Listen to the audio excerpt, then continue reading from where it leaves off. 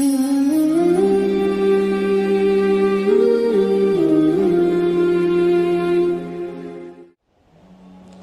بن حاتم آئے حضرت عمر رضی اللہ تعالیٰ عنہ کے پاس، کہ امیر المومنین اللہ کے نبی نے مجھ سے 3 باتیں کہی تھیں۔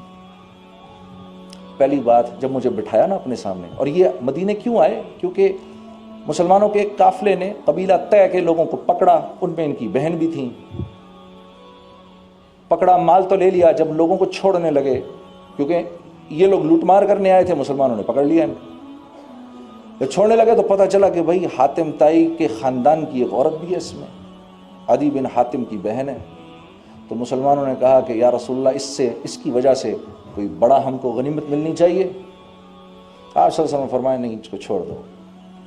تو جب چھوڑ دیا تو وہ واپس گئیں، واپس جا کر رسول اللہ صلی اللہ علیہ وسلم کے اخلاق، صحابہ کے اخلاق، صحابیات کے اخلاق سب بتائے، اور جا کر کہا عدی بن حاتم کو، ہم اپنے دادا کے بارے میں سنتے ہیں، حاتم طائی کے بارے میں، کہ سخی وہ تھا، میں اس کی قسم کھاتی ہوں جس نے محمد تمہیں پیدا کیا۔ میں یہ سمجھتی ہوں میں جس آدمی کے پاس سے آ رہی ہوں اس سے بڑا سخی آج تک کوئی پیدا نہیں ہوا۔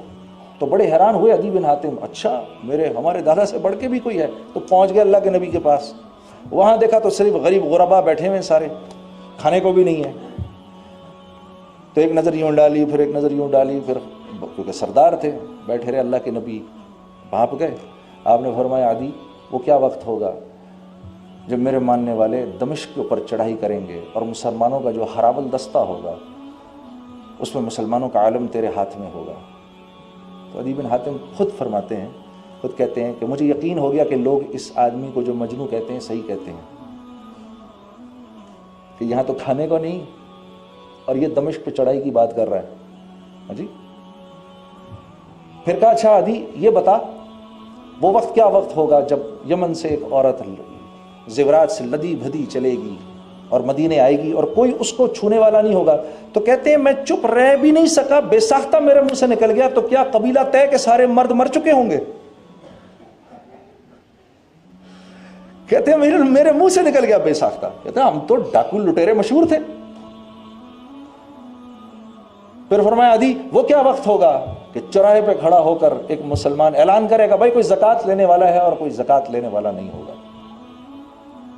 حضرت عمر رضی اللہ تعالیٰ عنہ کو یہ بات آ کر ان کا بازو پکڑ لیا اور آنکھوں سے آنسو ہچ گیا۔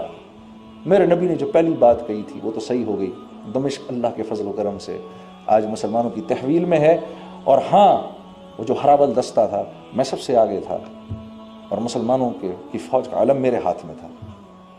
تو حضرت عمر مسکرائے، کہا تجھے تیری دوسری بات بھی سچی دکھا دوں؟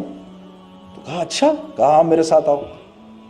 لے گئے، وہ کچھ عرصے پہلے وہ عورت یمن سے چل کے آئی تھی، کہا تو کون ہے؟ میں فلاں۔ کہاں سے آ رہی؟ یمن سے۔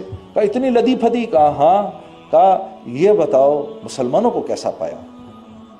کہتی ہے ایسا جیسے ایک ماں کی اولاد ہوں سارے۔ ہاں یہ کہاں سے ہو گیا میرے دوستو؟ ہمارے تمہارے جیسے لوگ تھے؟ نہیں، ہمارے تمہارے جیسے لوگ نہیں تھے، ہم تم سے بھی زیادہ گئے گزرے لوگ تھے۔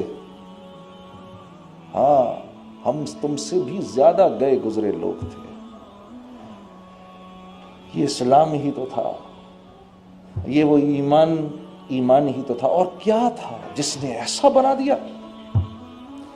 تو حضرت عدی بن حاتم کہنے لگے امیر المومنین اگر میرے نبی کی 2 باتیں پوری ہوئی ہیں تو تیسری بھی ضرور پوری ہوگی۔